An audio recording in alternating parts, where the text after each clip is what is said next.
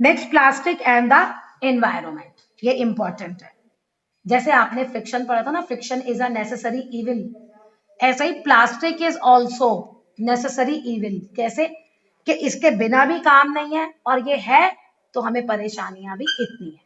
और ये इंग्लिश में भी आता है, बहुत ज्यादा टॉपिक आपके इंग्लिश के राइटिंग में आता है, प्लास्टिक शुड बी बैंड। और ये गवर्नमेंट ने भी प्लास्टिक को बैन कर दिया, पॉलिथीन वगैरह नहीं मिलती। आप शॉप पे जाओ तो क्या लिखा होता है कि अपना बैग आप लेके आइए, आपको हम यहाँ कुछ भी नहीं देंगे, प्लास्टिक बैग्स यहाँ अवेलेबल नहीं है। अब क्यों हम ऐसे क्यों कहते हैं? देखो, when we go out market for purchasing items of daily need, we should but usually do not take cotton और जूट बैग विद अस। कहता है जब भी हम मार्केट जाते हैं सामान लेने के लिए, हमें ले जाना चाहिए कॉटन और जूट बैग, जो अक्सर हम नहीं लेके जाते।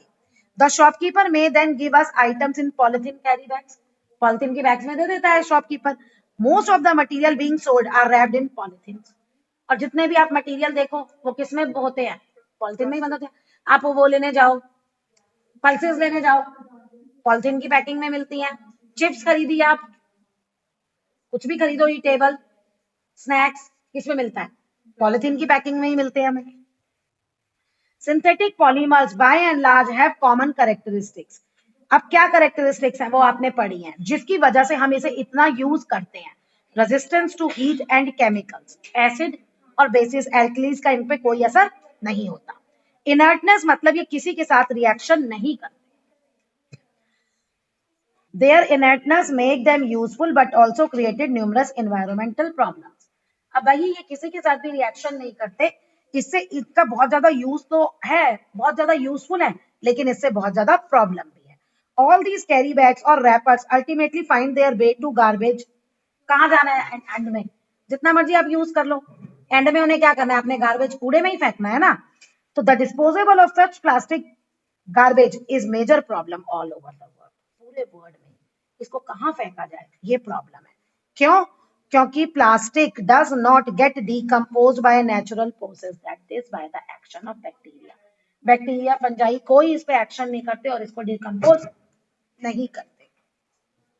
मटेरियल्स जो थ्रू नेचुरल प्रोसेस यानी बैक्टीरिया के एक्शन से डीकम्पोज हो जाते हैं, उन्हें हम कहते हैं बायोडिग्रेडेबल। आप एक मिट्टी में पेपर का बैग दबा दो और उसमें इसी मिट्टी में प्लास्टिक का बैग दबा दो, ठीक है, आप 1 साल बाद देख करना, आपको पेपर का बैग नहीं मिलेगा क्योंकि वो डीकम्पोज हो गया, लेकिन प्लास्टिक का बैग आपको एज इट इज वैसे का वैसा मिलेगा क्योंकि वो डीकम्पोज नहीं होता। Parts and skin of vegetable, fruits, left over जो किचन का होता है, वो सारे बायोडिग्रेडेबल मटीरियल है। Material that do not decompose through natural process and take a very long time to degrade, उनको क्या कहते हैं, नॉन बायोडिग्रेडेबल मटेरियल, जो बहुत लंबा टाइम ले जाते हैं। प्लास्टिक बैग्स, प्लास्टिक बकेट्स, ये सारे आपके एग्जांपल हैं नॉन बायोडिग्रेडेबल मटेरियल के। अब डैमेज क्या क्या होता है, डैमेज क्या क्या होता है? पहला, नॉन बायोडिग्रेडेबल है, इनकी डिस्पोजेबल सबसे बड़ी प्रॉब्लम है, ठीक है। दूसरा पॉइंट, अगर आप इसे, फोर्थ लिखा है यहाँ, अगर आप सोचते चलो ना प्लास्टिक को हम फेंक नहीं सकते, हम जला देते हैं, जलाने पे तो खत्म हो जाएगा, but it produce harmful gases, poisonous gases produce करता है, विच कॉजेज एयर पोल्यूशन, जो एयर पोल्यूशन का कारण है।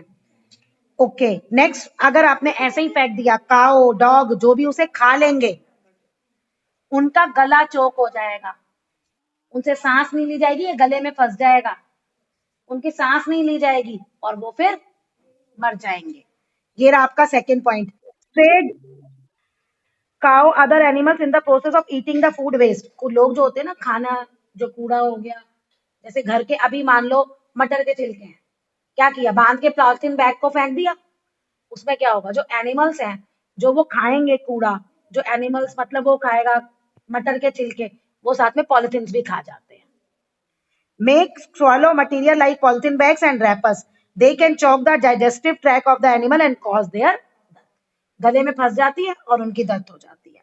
प्लास्टिक कैरी बैग्स और other clog the city drainage. अब यहीं अगर नदी नालों में फंस गया तो इसे कुछ आर पार तो हो नहीं सकता, तो ड्रेनेज का प्रॉब्लम हो जाता है और ये हमारे ड्रेनेज को ही चोक कर देते हैं।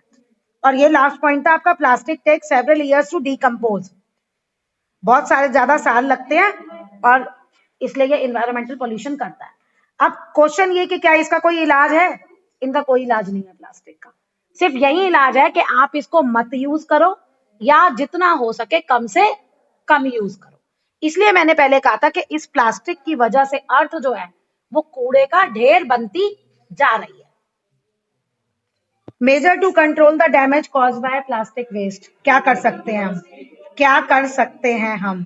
आपने क्या पढ़ा? रोड पे गिर दोगे तो नदी नाले चौक हो जाएंगे, एनिमल्स खाएंगे, एनिमल्स के गले चौक हो जाएंगे। भैया आप उन्हें ऐसे मत भेजो। Should not throw plastic wrappers, road पे, स्ट्रीट पे, कहीं भी ओपनली उनको मत फेंको। Then generally get carried into city sewage system resulting in clogging of drainage. अच्छा, अब नेक्स्ट क्या है? Biodegradable and non biodegradable waste should be collected separately and disposed of separately. ये बहुत ज्यादा इंपॉर्टेंट है। आपने सुना होगा एक ब्लू डस्टबिन होता है और एक ग्रीन डस्टबिन होता है।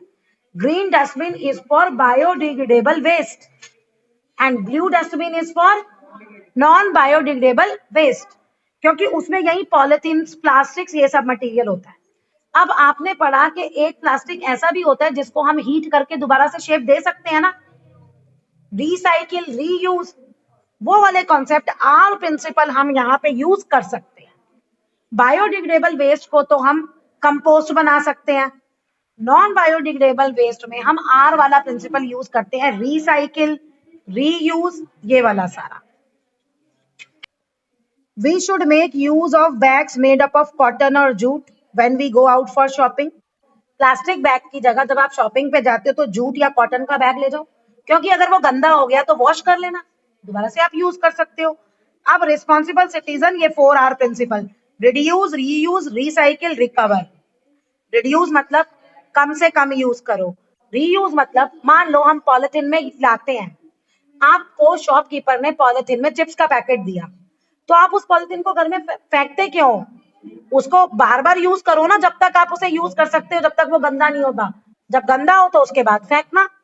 रिसाइकिल, रिसाइकिल वही हीट करके दोबारा से रीशेप देके।